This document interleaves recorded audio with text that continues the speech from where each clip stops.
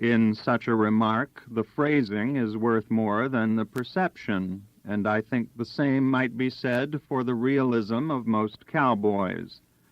It is a realism in tone only. Its insights are either wildly romantic, mock cynical, or solemnly sentimental. The average cowboy is an excellent judge of horseflesh, only a fair judge of men, and a terrible judge of women, particularly good women. Teddy Blue stated it succinctly 40 years ago. I'd been traveling and moving around all the time, and I can't say I ever went out of my way to seek the company of respectable ladies. We cowboys didn't consider we were fit to associate with them on account of the company we kept. We didn't know how to talk to them anyhow. That was what I meant by saying that the cowpunchers was afraid of a decent woman. We were so damned scared that we'd do or say something wrong.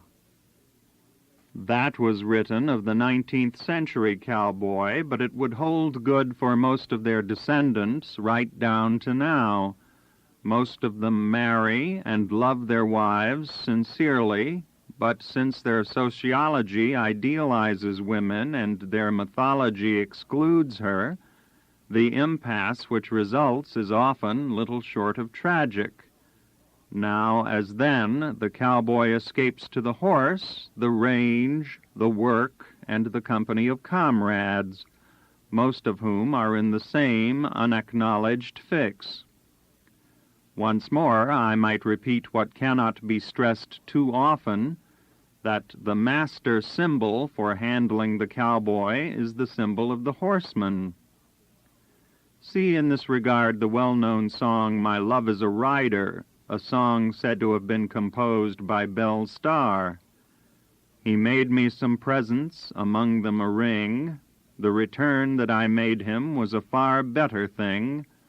'Twas a young maiden's heart, I would have you all know. He won it by riding his bucking bronco.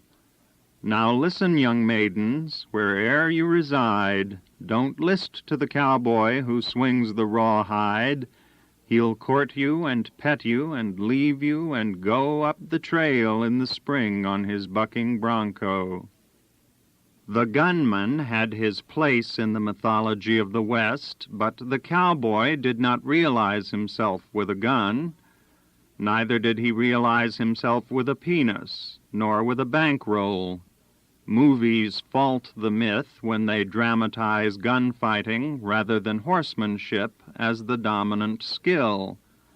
The cowboy realized himself on a horse, and a man might be broke, impotent, and a poor shot, but still hold up his head if he could ride.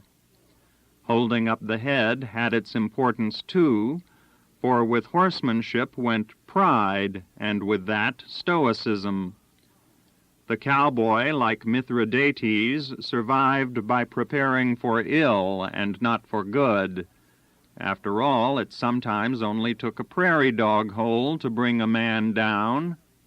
Where emotion was concerned, the cowboy's ethic was Roman. Emotion, but always emotion within measure. An uncle of mine put it as nicely as one could want. This one was no McMurtry, but an uncle by marriage named Jeff Dobbs. He had been a cowboy and a Texas Ranger, and when he had had enough of the great world, he retired to the backwoods of Oklahoma to farm peanuts and meditate on the Gospels. He was a self-styled primitive Baptist, which meant that he had a theology all his own, and he had honed his scriptural knife to a fine edge in some 40 years of nightly arguments with his wife, my Aunt Minta. Neither of them ever yielded a point, and when my aunt was killed, I don't think they even agreed on the book of Zechariah. One morning, not unlike any other, Aunt Minta went out in her car, was hit by a truck, and killed instantly. At this time I was in graduate school in Houston, doctoral longings in me, and I wrote Uncle Jeff to offer condolence. His reply is echt cowboy. Will answer your welcome letter. Was glad to hear from you again. Well, it has rained aplenty here the last week. The grass is good and everything is lovely. Would like for you to visit me. We could talk the things over that we are interested in. What does Ph.D. stand for? To me, it's post-hole digger. Guess that would be about what it would stand for with all the other old Texas cowpokes. I never could understand why a man wanted to spend all his life going to school. I'd get to thinking about the Rancho Grande and get rambling on my mind. Freedom, to quote O.M. Roberts. To what avail the plow or sail or land or life if freedom fail? Going to school was always like being in jail to me. Life is too short, sweet, and uncertain to spend it in jail. Well, Larry, I'm still having trouble with my sore eye. Have had it 5 months now. It looks like pink eye to me. Might have took it from the pink-eyed cow. Yes, it was an awful tragedy to have Mint crushed in the smash-up. My car was a total loss, too. Things like that will just happen, though. It is lonesome dreary out here in the backwoods by myself. Don't ever join the army. If you do, you will have to stay in for 4 years. That would be a long time to stay in the danged army. This conscription is not according to the Constitution of the U.S., It's involuntary servitude, which is slavery. Well, I have just had a couple of Jehovah's Witnesses visit me, but I soon got them told. I think they are as crazy as a Betsy bug, and I don't like to be bothered with them. With this sore eye, I am in a bad humor most of the time anyway. Yours truly, Jeff Dobbs. I doubt that Seneca himself could have balanced the car and the wife that simply, and this about 1 week after she was gone. But mention of horses and horsemanship brings me back to the McMurtrys, all of whom were devoted to the horse. Indeed, so complete was their devotion that some of them were scarcely competent to move except on horseback. They walk reluctantly and with difficulty, and clearly do not care to be dependent upon their own legs for locomotion. That a person might walk for pleasure is a notion so foreign to them that they can only acquaint it with lunacy or a bad upbringing. Much as their walking leaves to be desired, it is infinitely to be preferred to their driving.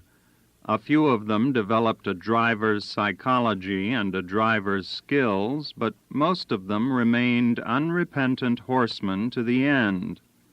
And an unrepentant horseman at the wheel of a Cadillac is not the sort of person with whom one cares to share a road.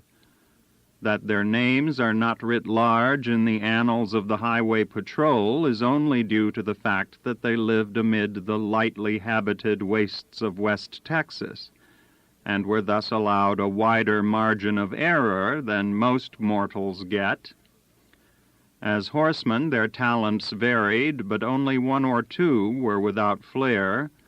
When it came to riding broncs, Jim, the second eldest, was apparently supreme. If he ever saw a horse he was afraid of, no one ever knew about it, and in early Archer County his only rival as a bronc rider was a legendary cowpuncher named Niggerbones Hook. If the latter's skills were as remarkable as his name, he must indeed have been a rider to contend with, but there are those who considered Uncle Jim his equal. Unfortunately, Uncle Jim overmatched himself early in his life, and as a consequence was reduced to riding wheelchairs for some 40 years. When he was 15, William Jefferson let him ride a strong, wild bronc that had been running loose for some years. Uncle Jim stayed on him, but he was not experienced enough to ride him safely, and before the ride was over, his head was popping uncontrollably. When the horse exhausted himself, neither it nor Uncle Jim were able to bring their heads back to a normal position. William Jefferson took both hands and set his son's head straight, but Uncle Jim's neck was broken, and he left the field that day with a pinched nerve which would eventually result in a crippling arthritis. Despite the kickback from that one early ride, he went on to acquire a large ranch, a wife and family, a couple of banks, and a commensurate fortune. The horse that crippled him never raised its head again and died within 2 days. When Jim reached the Panhandle in 1900, he was far from done as a rider. Indeed, his most celebrated feat was recorded shortly thereafter. He hired on with the R.O.'s, a ranch owned by an extraordinary and very eccentric Englishman named Alfred Roe, who was later to go down on the Titanic. Uncle Jim's wages were $15 a month. One day, Roe bought 17 horses from the Army, all incorrigibles that had been condemned as too wild to be ridden. Roe offered Uncle Jim $1 a head to ride them, and he rode them all that same afternoon, after which, convinced that he had made his fortune, he soon went into business for himself.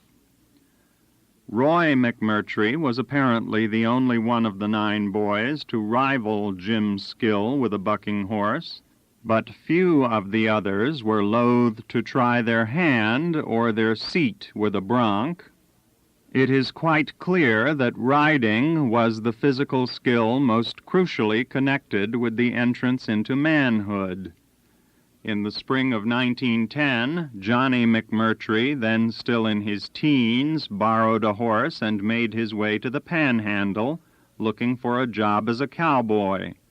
He immediately found one with his brothers Charlie and Jim, who were then partners in an operation which at times involved as many as 4,000 cattle.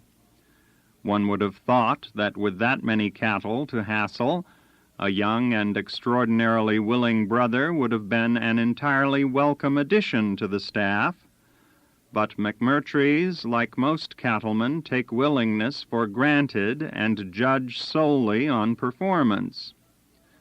On almost his first drive, Johnny came near to achieving permanent disgrace through a lapse in horsemanship. Some 800 nervous yearlings were involved. The older brothers were in the process of calming them after several rather hectic stampedes, one of which had flattened a 6-wire fence. The cattle were almost quiet when the lapse occurred. The account I quote is from an unpublished memoir left me by Uncle Johnny. I rode up the bank of Sadler Creek on an old silly horse. He got to pitching and pitched under a cottonwood tree and dragged me off. Then into the herd he went and stampeded them again. Jim didn't see it, so thought the horse had pitched me off. He caught him and brought him back to me. He was as mad as a gray lobo wolf with hydrophobia. He told me that if I couldn't ride that horse, I had better go back to Archer County and catch rabbits for a living. That was about the only horse I had that I could really ride pitching, and I was proud of it, and was downright insulted for Jim to think I couldn't ride him. The distinction being between drug off and being pitched off might seem obscure to many, but not to a young man whose ego needs were closely bound up with horsemanship. At any rate, all the McMurtrys could ride well enough to get themselves out of Archer County at an early age. Invariably, the direction they rode was northwest, toward the open and still comparatively empty plains of the Panhandle. Specifically, they rode to the town of Clarendon, near the Palo Duro Canyon, a town which in those days serviced and supplied most of the great Panhandle ranches, among them the J.A.'s and the R.O.'s. For better or worse, Clarendon was their Paris. Charlie arrived in '96, Bob in '99, Jim in 1900, Ed in 1902, Roy in 1910, Lawrence, Grace, and May at dates now unremembered, Joe and Jeff in 1916, and Margaret in 1919.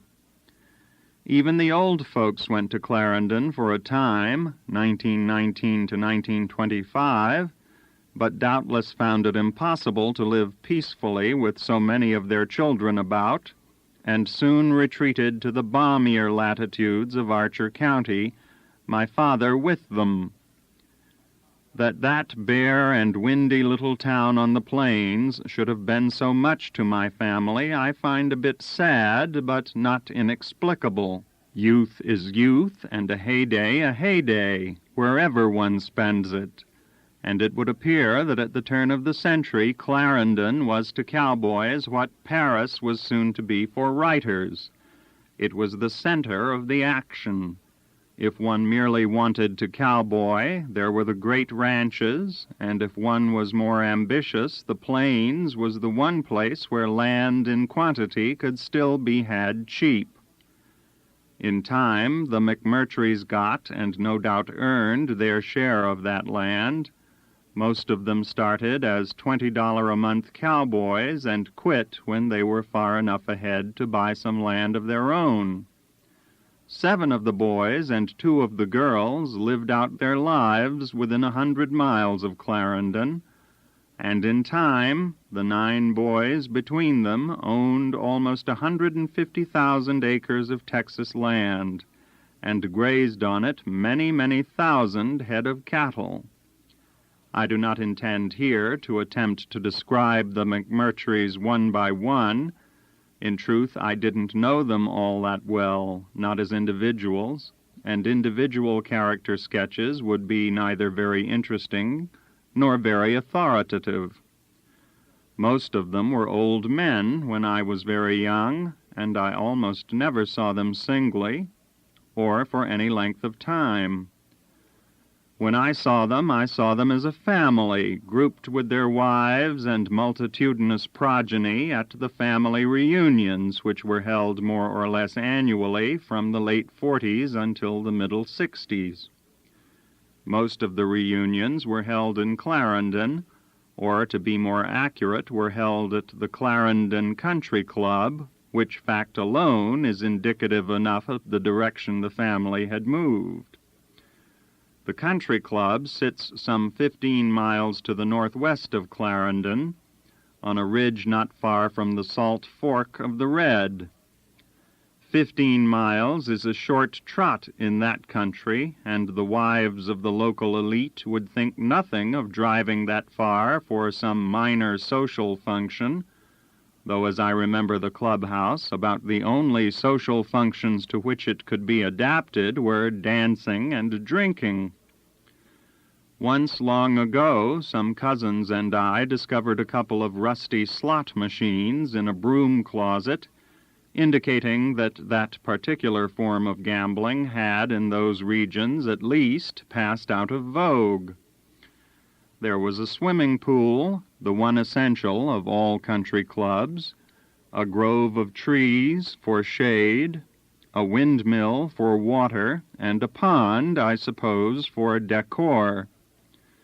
Of the sights and sounds which one associates with big city country clubs in Texas, the polished foliage, the liveried staff, the well-parked rows of Mercedes and Lincolns, the tinkle of ice and the ploop of badly hit tennis balls, there was nothing.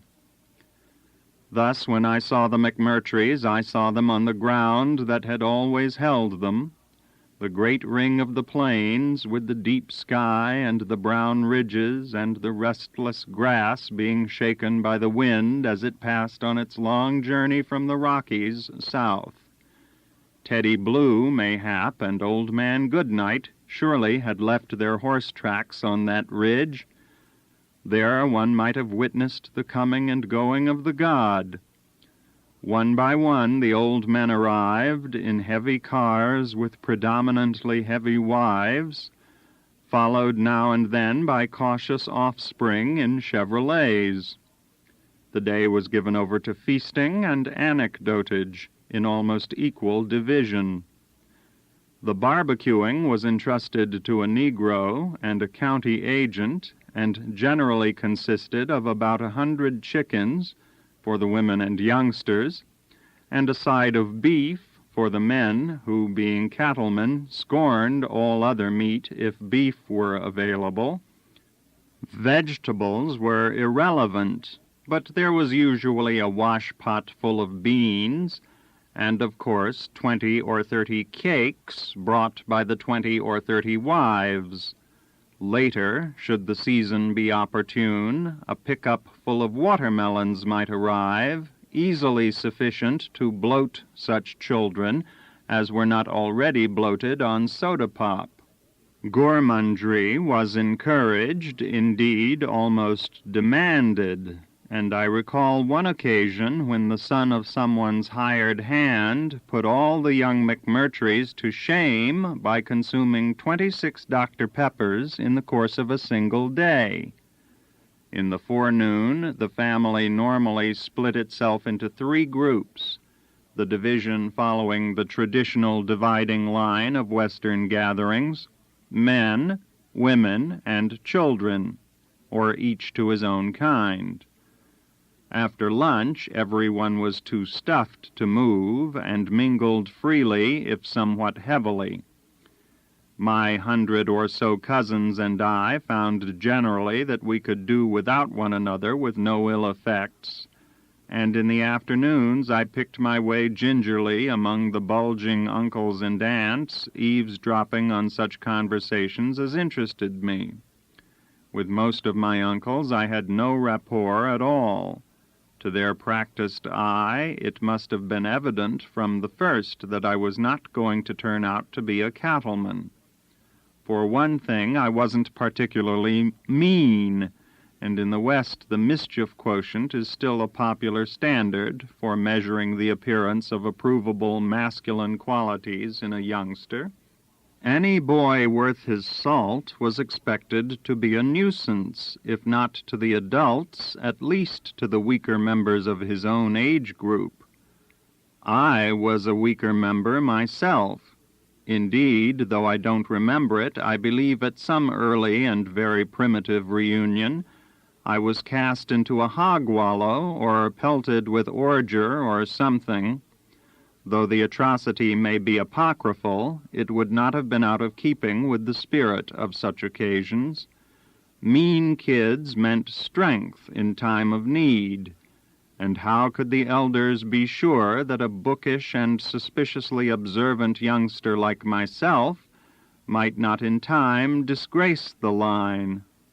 I knew from an early age that I could never meet their standard, and since in those days theirs was the only standard I knew existed, I was the more defensive around them, indeed scared. One was mild, and 2 were gentle. The rest, with one exception, were neither harder nor softer than saddle leather. The one exception was, in my estimation, harder than your average saddle. Tolerance was a quality I think no McMurtry ever understood, much less appreciated, and, though 1 or 2 of them came to understand mercy, it was never the family's long suit.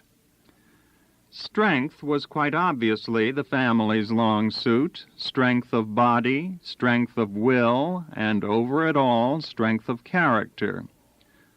One of my difficulties with them was that their strength of character was totally and inflexibly committed to a system of values that I found not wholly admirable. The talk beneath the reunion tent was the talk of men whose wills had begun to resent their weakening bodies. They had all, like Hector, been tamers of horses once. Adventure and physical hardship had been the very ground of their manhood.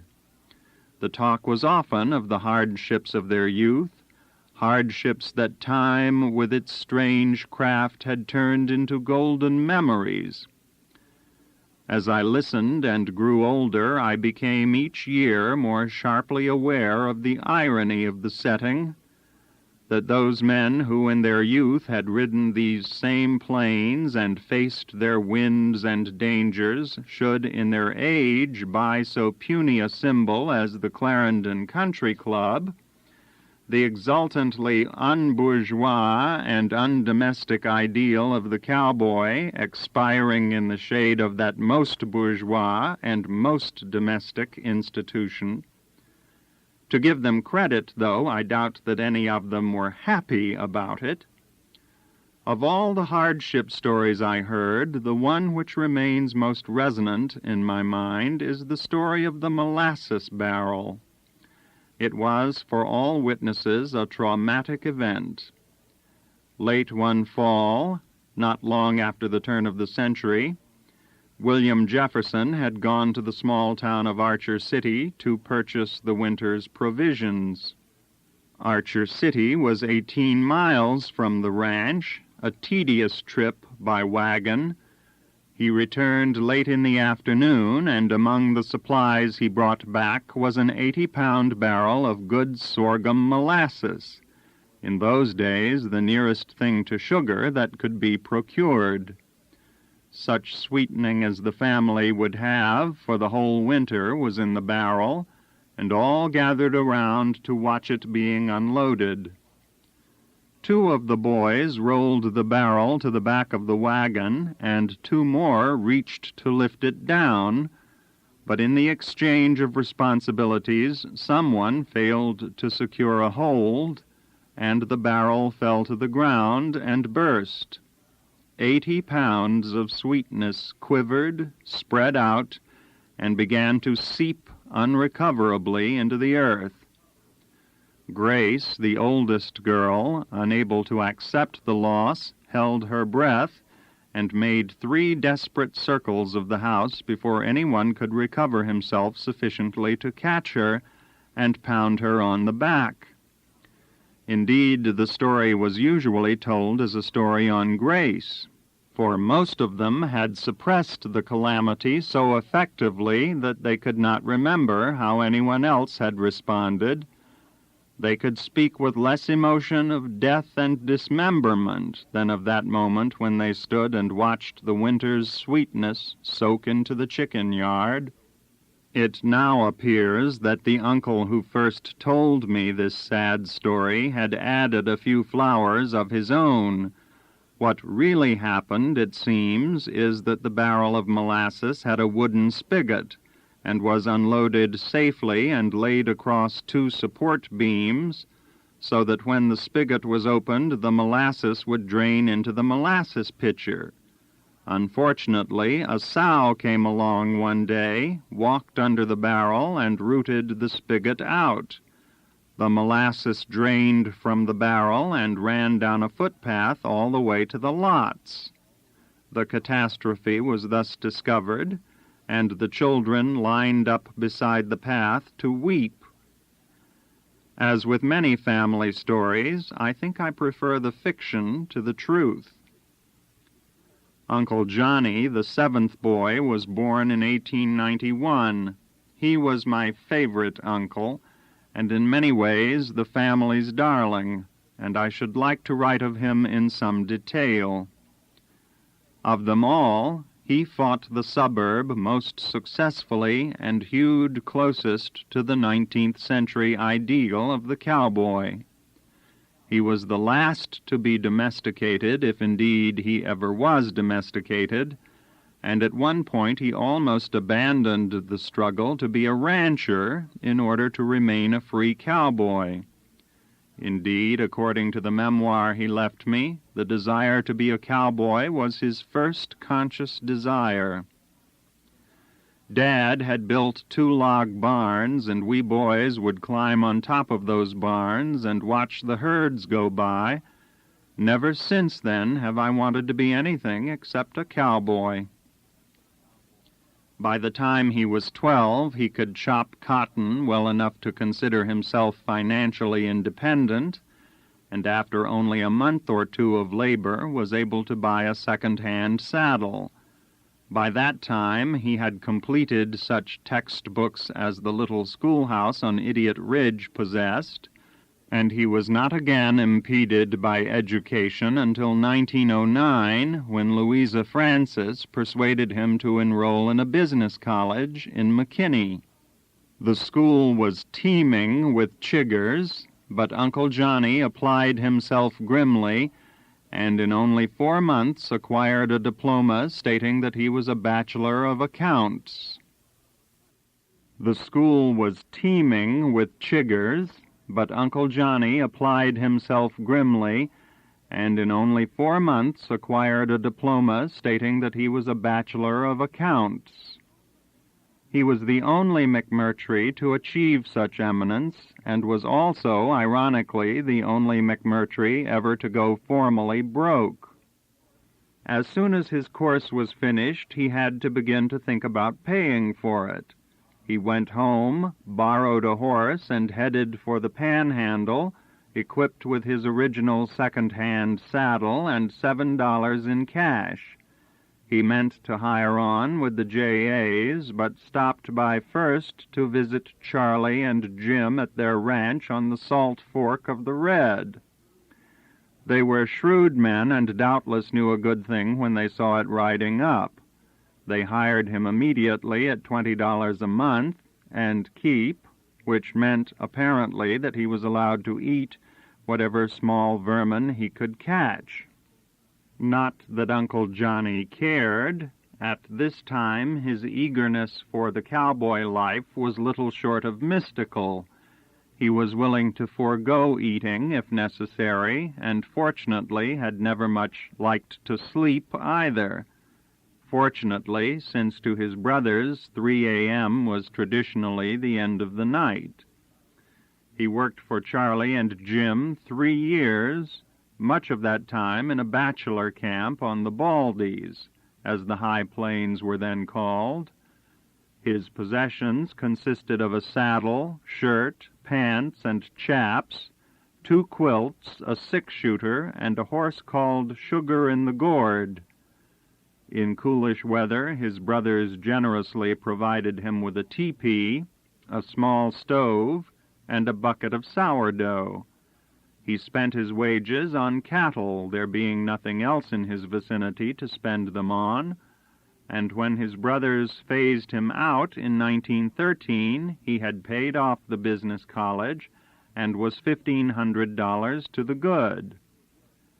The yen to work for a really big ranch was still strong in him, so he drifted southwest to the Matadors and hired on with them 2 days before the wagons pulled out for the spring roundup in 1913.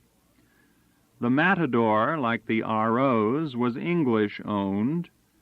They then ran 50,000 head of cattle on slightly over 500,000 acres of land. By August, Uncle Johnny had helped in the rounding up and shipping of some 19,000 steers, and by early December had assisted in the branding of 11,000 calves.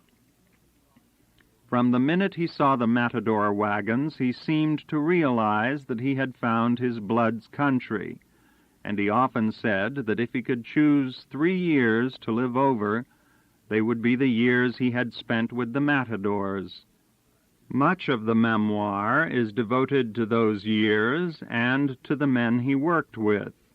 Weary Willie Drace, his wagon boss, Rang Thornton, Palada Vivian, and the Pitchfork Kid, names which mean nothing now. In speaking of their departed comrades, men once renowned but soon to be forgotten, Old cowboys invariably draw upon the same few images, all of them images taken from their work. Thus here is Teddy Blue, speaking of the men who had gone with him in the 70s up the long trail to the Yellowstone.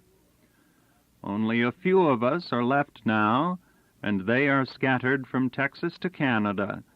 The rest have left the wagon and gone ahead across the Big Divide, looking for a new range. I hope they find good water and plenty of grass, but wherever they are is where I want to go. And here, a generation later, is Uncle Johnny, speaking of his buddy, the Pitchfork Kid. His equal will never be seen on earth again, and if he is camping the wagon and catching beeves in the Great Perhaps, and I am fortunate enough to get there, I won't be foolish enough to try and run ahead of him and catch the beef. I know it can't be done. By October of 1915, he had increased his savings to $2,500, and he decided to take the leap from cowboying to ranching, clearly one of the harder decisions he ever made. I left the wagon at the Turtle Hole.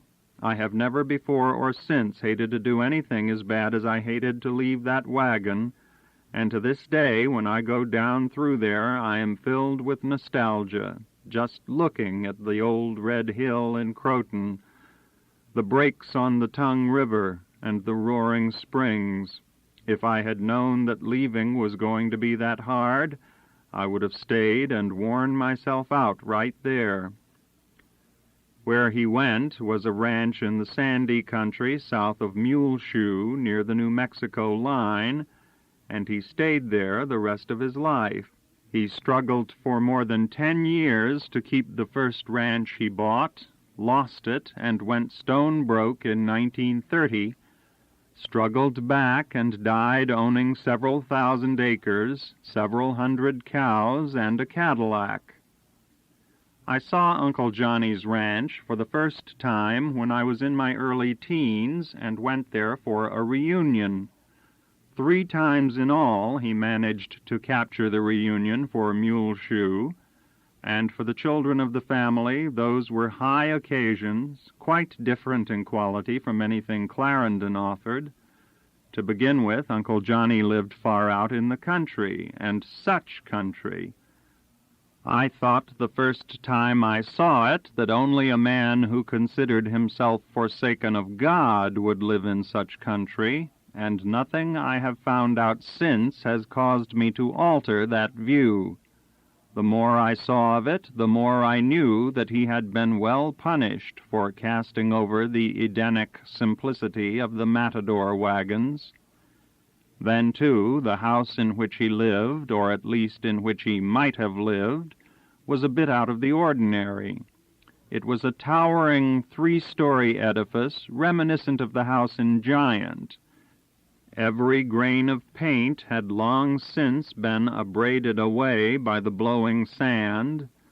The house had been built by an extremely eccentric New York architect, who must also have considered himself forsaken of God. Indeed, in the long run, he probably was, for solitude and his wife's chirpings eventually drove him mad, and he came in one morning from chopping wood, called her into the basement, and killed her on the spot with the flat of his axe, or so legend had it. No one had ever bothered to remove the basement carpet, and the spot or splotch remained. Nothing could have had a more Dostoevskian impact on such simple Texas kids as we were than that large, irregular stain on the basement rug. A good part of every Muleshoe reunion was given over to staring at it while we mentally or in whispers tried to reconstruct the crime. When we grew tired of staring at the spot, we usually turned our attentions to the player piano. The architect had apparently been as nostalgic for Gotham as Uncle Johnny was for the matador wagons, since the piano was equipped with duplicate rolls of the sidewalks of New York, and a number of other ditties that must have evoked really choking memories amid those wastes. There were also a few spiritual items, such as the old rugged cross, meant no doubt for his wife's Bible group. Over the years, Uncle Johnny had developed a keen distaste for the piano, or perhaps for the selection of rolls, and he was always dashing in and attempting to lock it, an endeavor in which he was somehow never successful. He himself appeared not to care for the house, and slept in the little bunkhouse. The only sign that he ever inhabited the big house was that the bed in the master bedroom had 11 quilts on it, compensation, no doubt, for having wintered on the Baldies with 1 blanket, 1 sugan, and a wagon sheet. He generally had in his employ a decrepit cook of sorts, male, and 1 or 2 desperately inept cowboys, usually Mexican. These slept in the bunkhouse too, or did if they were allowed the leisure to sleep. All the McMurtrys were near fanatic workers, but Uncle Johnny was by all accounts the most relentless in this regard. His brothers often said with a certain admiration that Johnny never had learned how much a horse or a human being could stand. Such humans as worked for him stood as much as he could stand, or else left. And he had, to an extraordinary degree, that kind of wiry endurance which is fairly common in the cow country. His health broke when he was 33, and he was partially crippled the rest of his life, but it hardly seems to have slowed him down. He could not be kept in bed more than 5 hours a night, and even with 1 leg virtually useless, sometimes branded as many as 800 cattle in 1 day. Once, indeed, he vaccinated 730 off the end of a calf-dragger's rope in 1 afternoon. In the last 10 years of his life, he sustained an almost incredible sequence of injuries, one following on another so rapidly that he could scarcely get from 1 hospital to the next without something nearly fatal happening to him. His arthritis was complicated by the fact that his right leg had been broken numerous times. Horses were always falling with him and on him, or throwing him into trees, or kicking him across corrals. The McMurtrys seemed to consider that these minor injuries were no more than he deserved, for being too tight to buy good horses, instead of young, half-broken broncs. He appreciated good horses, of course, but when he had something to do, would get on any horse that stood to hand.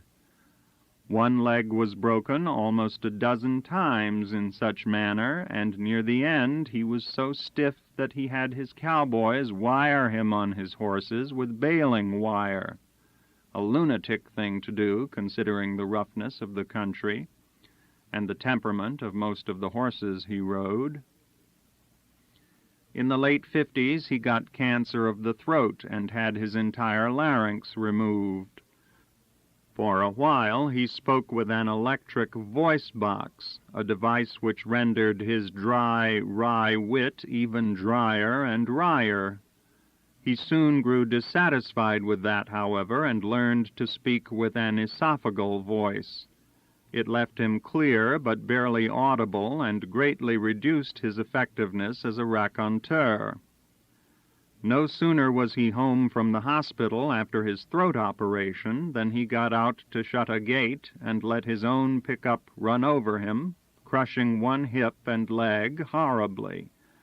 He managed to dig himself out and crawl back to his ranch, and was immediately flown back to the same hospital. In time he recovered and went home to Muleshoe and got married, this in his 65th year.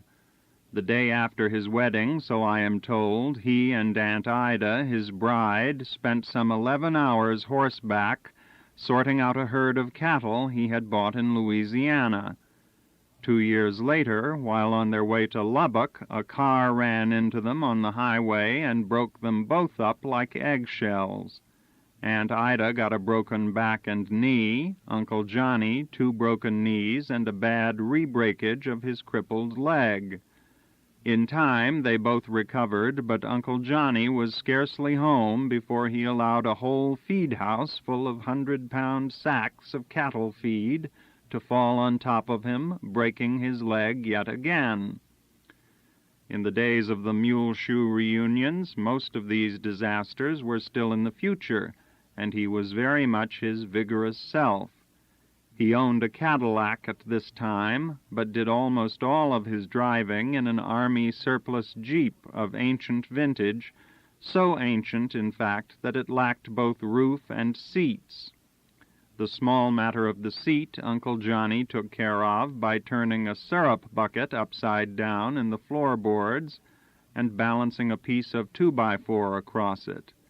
This worked well enough for day-to-day driving, but once when he set out to haul a trailer full of pigs to Lubbock, the arrangement proved imperfect. The pigs turned over the trailer, the wrench threw Uncle Johnny off the syrup bucket, and Jeep, trailer, uncle, and swine ended up in a heap in the bar ditch.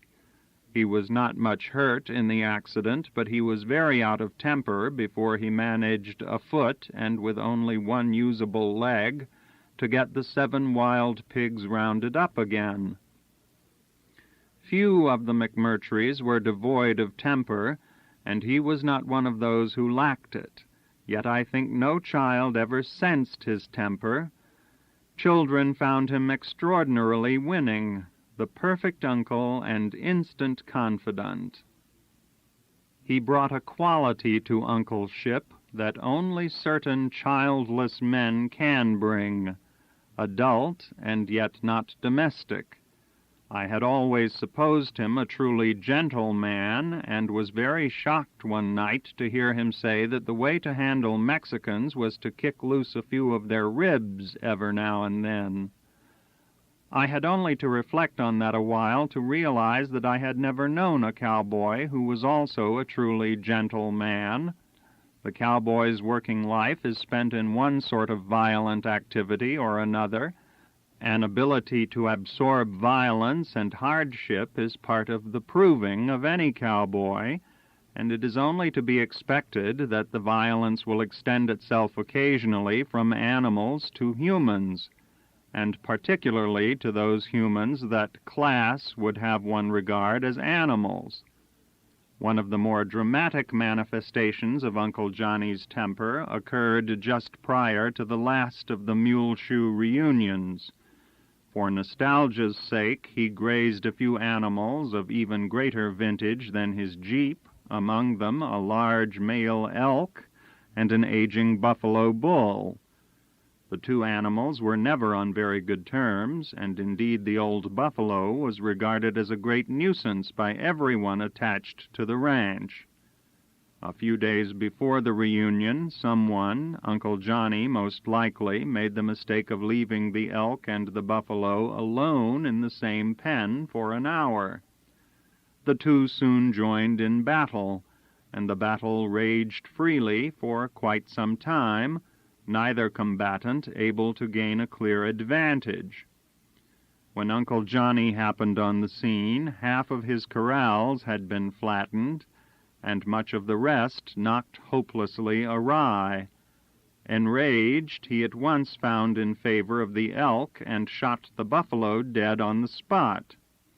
An hour later, when he was somewhat cooler, the Scotch took precedence over the Irish in him, and he decided that it might be a novelty, as it would certainly be an economy, to barbecue the buffalo and serve him to the clan. He thus set free the fatted calf that had been meant for that fate, and had the buffalo towed to the barbecue pit. It was barbecued, I believe, for 48 hours, and on the day of the reunion its flesh proved precisely consistent with the McMurtry character, neither harder nor softer than saddle leather. How long one should have had to chew it to break down its resistance, I did not find out. There is yet one more story about Uncle Johnny, and it is the story which slides the panel, as Mr. Durrell might put it. We have seen him so far as the dashing young cowboy and the lovable family eccentric, and I should probably have always thought of him in those terms, if the last story had not come to me. It came as I left for college and was offered as a safeguard and an admonition. While still young, Uncle Johnny had the misfortune to catch what in those days was called a social disease. Where he got it, one can easily imagine, some grim, clapboard house on the plains with the wind moaning, Model A's parked in the grassless yard, and the girls no prettier than Belle's star. His condition became quite serious, and had my father not gone with him to a hospital and attended him during a prolonged critical period, he might well have died. Instead, he recovered, and in gratitude gave my father a present. Times were hard and Uncle Johnny poor, but the present was a pair of spurs with my father's brand mounted on them in gold. Extraordinary spurs for this plain country. Since then, my father has worn no other spurs, and for a very long time Uncle Johnny took on himself the cloth of penance, the sort of penance appropriate to the faith he held. For all McMurtrys and perhaps all cowboys are essentially pantheists. To them the Almighty is the name of drought, the good Lord the name of rain and grass. Nature is the only deity they really recognize, and nature's order the only order they hold truly sacred.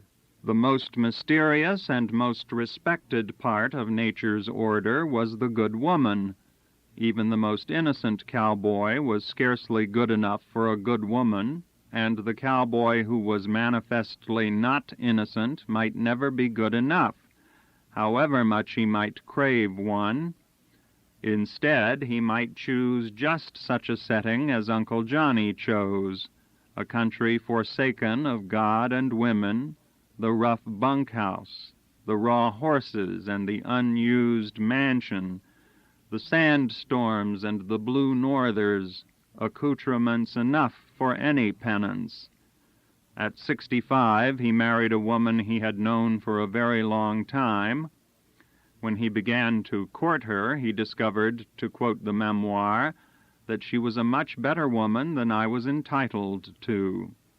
Even after they married, it was some time before he considered himself quite worthy to occupy the same house with her. Perhaps when he did, he let the penance go. Despite the series of injuries, his optimism grew. He bought new land, began to talk of a long-postponed world cruise, and wrote on the last page of his memoir, "I have had my share of fun and am still having it. We have a lot of plans for the future and expect to carry them out." Ruin had not taught him well at all. A short while after the feed fell on him, he learned that he had cancer of the colon. From that time on, he was in great pain. His will to live never weakened, indeed seemed to increase. But this time the cancer was inexorable, and he died within 3 years, his world cruise untaken. In July of 1965, 8 months before he died, Uncle Johnny attended his last reunion. It was held at the Clarendon Country Club on a fine summer day, and as reunions went, it was a quiet, sparsely attended affair. There was a light turnout of cousins and no more than a dozen or two small children scattered about. The food was catered this time, and just as well, too. The Homeric magnificence of some of the earlier feasts would have been largely wasted on the tired and dyspeptic McMurtrys who managed to drag themselves to the plains that day. Charlie and Jim were dead, several of the others were sick, and most of the survivors had long since ruined their digestions. The talk was what the talk had always been, only the tones had more audible cracks and the rhythms were shorter. Once I saw Uncle Bob, who was just recovering from a broken hip, trying to talk to Uncle Johnny, who was still recovering from his final broken leg. It was a fine paradigm of the existential condition, for the two brothers were standing on a windy curve of the ridge, moving their mouths quite uselessly. Uncle Johnny had almost no voice, and Uncle Bob even less hearing, and indeed, had they been able to communicate, they would probably only have got in a fight and injured themselves further, for they were not always in accord, and it was rumored that only a few months earlier they had encountered one another on the streets of Amarillo and almost come to blows. Uncle Johnny all day was in very great pain, and only the talk and the sight of the children seemed to lift him above it. Finally, it was 3 o'clock, and the white sun began to dip just slightly in its arch. It was time for he and Aunt Ida to start the 200-mile drive back to Muleshoe. Uncle Johnny reached for his white Stetson and put it on, and all of his brothers and sisters rose to help him down the gentle slope to the Cadillac. Most of the women were weeping, and in the confusion of the moment Aunt Ida had forgotten her purse, and went back to the tables to get it, while Uncle Johnny, helped by the lame and attended by the halt, worked his way around the open door of the car, and stood there a few minutes, kissing his sisters good-bye. Though he was 75 and dying, there was yet something boyish about him as he stood taking leave of the family. He stood in the frame that had always contained him, the great circular frame of the plains, with the wind blowing the gray hair at his temples, and the whole of the Llano Estacado at his back. When he smiled at the children who were near, the pain left his face for a second, and he gave them the look that had always been his greatest appeal, the look of a man who saw life to the last as a youth sees it, and who sees in any youth all that he himself had been. The family stood awkwardly around the car, looking now at Uncle Johnny, now at the shadow-flecked plains, and they were as close in that moment to a tragic recognition as they would ever be, for to them he had always been the darling young Adonis, and most of them would never see him alive again. There were no words. They were not a wordy people. Aunt Ida returned with her purse, and Uncle Johnny's last young grin blended with his grimace as he began the painful task of fitting himself into the car. In a few minutes the Cadillac had disappeared behind the first brown ridge, and the family was left with its silence and the failing day. There, I think, this book should end, with that place and that group witnesses both to the coming and going of the god. Though one could make many more observations about the place, about the people, about the myth, I would rather stop there, on the sort of silence where fiction starts. Texas soaks up commentary like the plains soak up a rain, but the images from which fiction draws its vibrancy are often very few and often silent, like those I have touched on in this chapter. The whiskey jug hanging in the barn for 19 years, the children rent with disappointment around the puddle of molasses, the whorehouse and the gold-mounted spurs, and Uncle Jeff, alone in the backwoods with his bad eye and his memories of the Rancho Grande, and Uncle Johnny riding up the Canadian in 1911 on a horse called Sugar in the Gourd, and only 4 years later, riding away bereft from the roaring springs, the dream of innocence and fullness never to be redeemed. Those images, as it happens, all come from old Texas, but it would not be hard to find in today's experience or tomorrow's moments that are just as eloquent, just as suggestive of gallantry or strength or disappointment. Indeed, had I more taste for lawsuits, I would list a few for balance. Texas is rich in unredeemed dreams, and now that the dust of its herds is settling, the writers will be out on their pencils, looking for them in the suburbs and along the mythical Pecos. And except to paper riders, the Pecos is a lonely and a bitter stream. I have that from men who rode it, and who knew that country round, such as it was, such as it can never be again. This concludes the reading of In a Narrow Grave, Essays on Texas by Larry McMurtry. Your reader has been Wolfram Kandinsky.